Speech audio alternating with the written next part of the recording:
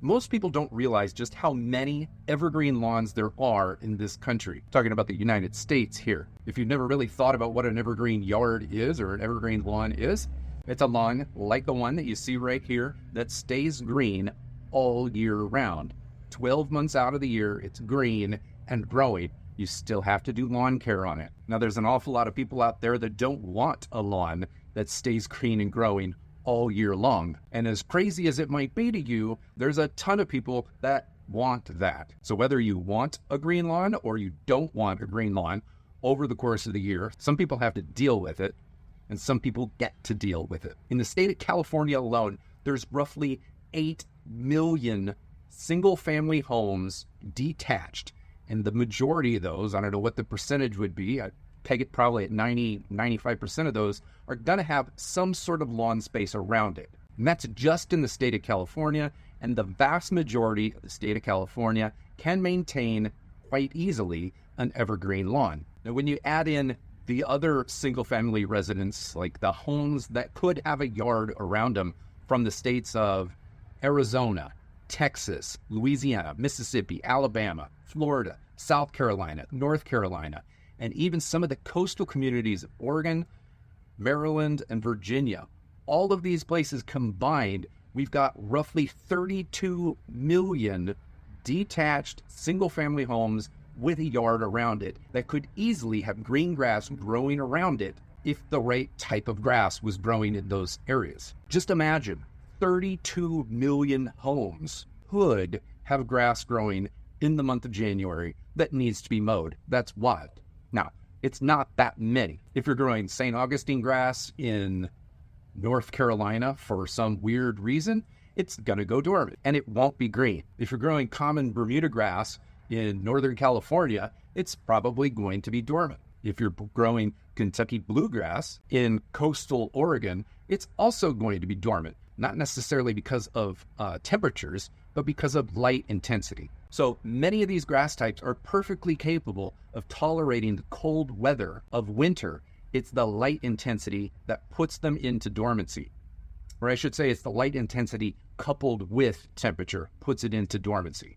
Centipede grass, frequently grown in the Gulf states, down in the southern portion of the United States, that grass type will not go dormant at all. That grass type will be green and growing all year long unless cold temperatures kill it. So there is no such thing as winter dormancy for centipede grass. It just dies. So if you're growing it, then that means that the weather doesn't get cold enough to kill it off. And because it doesn't get cold enough to kill it off, it stays green and growing all of the time. You're pretty much only going to find centipede grass in the Gulf states. Turf type tall fescue, that is a cool season grass. Really, it's the main turf grass of all kinds that has the best shade tolerance. Now, technically, fine fescues do have greater shade tolerance, but you don't typically find fine fescues as the main grass in a yard. Certainly can, but it's not nearly as common. Tall fescue, however, is very common, and it's considered to be a cold season grass, which means you're going to find it in the northern states quite a bit. But you also find it in the transition zone and then sprinkled down into the southern areas. So here where I live in Southern California, I have lots of neighbors that run turf type tall fescue. Their lawns look the best in January. Like the entire year, they could look good, but they always look best in January. That's because they're getting plenty of rain. That's the rainy season for Southern California. They are shade tolerant, so they can tolerate short days and low light intensity. So light intensity is like during the summer, let's call it June, the days are the longest, the sun is pointing straight down. It's coming straight down on the lawn. During the winter, the sun is lower in the sky, so it's coming in more on an angle, like a really shallow angle, especially in December and January. And that's why you're going to find a lot of Southern California and coastal California, Bay Area California lawns are going to be looking amazing throughout the winter because many people are growing tall fescue around here. Now, the Bermuda lawns, they're mostly going dormant. Not all of them, but most of them are, because Bermuda grass needs more sun than just about any grass type of them all. So even in areas like here, where the temperatures might be supporting green grass growth, this Bermuda grass lawn right here is most likely going to brown out pretty much because, as you can see, it's in the shade of my house right now. This area right here doesn't get direct sunlight at all for about 3 months straight. Now, over there by the road, where is it? Over there by the road, that's going to get a little bit more sun, so that might stay green. But Bermuda is the one grass that you're going to find that does want to go dormant. Same thing with St. Augustine. Both of those grass types that grow in these southern locations, they're going to want to go dormant as soil temperatures drop below the upper 50s, really, certainly 55, but even the upper 50s, these grass types are really going to start fading into brown. Well, there's only a handful of places around the country where soil temperatures never really drop below 60 degrees, even in the month of January. Florida, Hawaii, southern Texas, but even the southernmost parts of California, even those areas are typically going to be dropping well into the 50s during the month of January. Your Bermuda grass and St. Augustine lawns that might be growing in those areas will be going dormant, but not in Florida, not in South Texas. North of South Texas, north of Florida, as you move into the, I'm going to call them the upper Gulf states. I don't know what you locals call it. You're going to find a lot of centipede lawns up there that are green and growing and looking amazing all winter long. And dappled in there are going to be a handful of tall fescue lawns. And the fescue lawns are going to do great as the temperature drops, because it's not going to drop the same way that it drops in like Iowa or Minnesota. Most of these Gulf states are going to have low soil temperatures in the month of January that are only around 50 degrees, possibly the upper 40s. Any tall fescue lawn there is going to continue growing as if the weather didn't change. And because the southern states have longer winter days than the northern states, the tall fescue is going to get ample sun, plenty of sun, more sun than it needs, and it's just going to be fire green. Now, here in Southern California, we don't just grow Bermuda and tall fescue. There's a lot of kikuyu grass lawns. Kikuyu grass is another warm season grass, except for it has a lower tolerance of cold.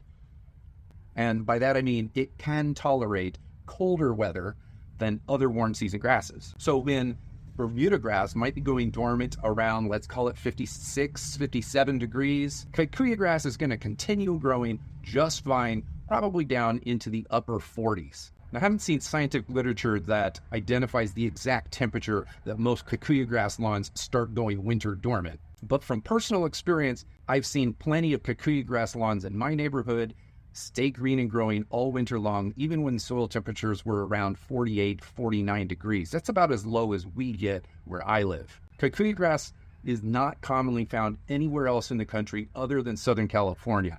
But there's an awful lot of people that live in Southern California. Millions and millions of homes could have kikuyu grass growing in them. And nearly every single one of those lawns could stay green and growing, evergreen, all winter long. Now, once you start getting into the fringe areas, so Northern California or inland coastal, like kind of in that in-between, like am I coastal, am I inland, in places like North Carolina or Virginia, or coastal areas in Oregon where you're so far north that sun intensity starts making more of an impact. Or let's say, for instance, you're running St. Augustine grass in Atlanta, Georgia, any of these fringe places. Las Vegas, maybe you've got a turf-type tall fescue. We always think about Las Vegas as extremely hot, but that's during the summer. During the winter, soil temperatures usually bottom out in the low 40s. That's kind of like, that tall fescue probably will get plenty of sun to stay green and growing. But if the Vegas area has a colder winter than normal, it's certainly going to go dormant. Inland North Carolina is another example, prime example of a place where you're going to find tons of turf-type tall fescue. And it gets cold, but it gets right to that line where the coldness starts putting it into dormancy. So it's going to be like this dappled grain, kind of this musty-looking grain. Nothing really grows, but it doesn't ever really seem to go dormant. And I go on and on and on talking randomly about just all of the grass types in these areas. I haven't even touched on Hawaii. Hawaii is like, it's like the southern tip of Florida, except for weather basically never changes there whatsoever. And because they're so close to the equator, sunlight intensity and day length as they drop, they barely drop at all. Just about any grass type that's growing there could stay green and growing over the course of the winter, so long as they're not being shaded by trees. All that's to say, there are a lot of evergreen lawns, a lot of lawns that don't ever go dormant. And the care of those lawns is completely different than the care of typical lawns. I'll call them typical lawns that do go dormant. Those lawns you fertilize in the fall, winterize them, put them to sleep, bring them up in the spring. You overseed cool season lawns in the fall. You plug and sprig and sod warm season lawns in the mid to late spring. That's standard stuff. But for the evergreen lawns, it's all different.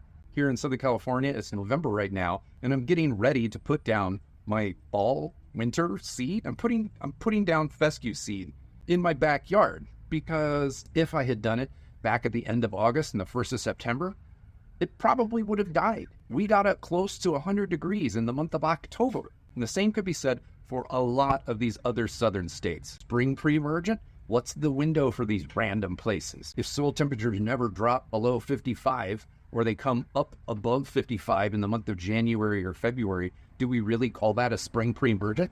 And what about fall pre-emergence? If we're putting seed down in late fall, like around Thanksgiving, then when do you put down your fall pre-emergent to stop poa annua and the winter weeds? When do you do anything? Do you fertilize in the winter? I've got answers to all these questions and a ton more, but they're not going to be in this video because each one deserves its own dedicated topic. This video really is all about just introducing the concept of an evergreen lawn. You may have an evergreen lawn and you've never really thought about it before. Maybe you have thought about it and you've researched lawn care, and everything that you see about lawn care doesn't seem to apply to you. In my next videos, I'm going to start going into the concepts like the basic evergreen lawn, lawns that don't go dormant, lawns that are green 12 months out of the year, lawn care programs one at a time for all of the standard lawns that are most likely going to be green 12 months out of the year. That would be St. Augustine, Centipede, Kikuyu, turf-type tall fescue. If you live in California, Arizona, Texas, parts of New Mexico, Alabama, Mississippi, Georgia, Florida, South Carolina, this channel is for you. And I hope that you're going to watch as many videos as you possibly can over the next few months. Hit me up in the comments, give me your questions down there, and give me your feedback. And with that said, I'm going to say Happy Thanksgiving, Merry Christmas, Happy New Year to you, and I can't wait to have some of these conversations with you down in the comments below.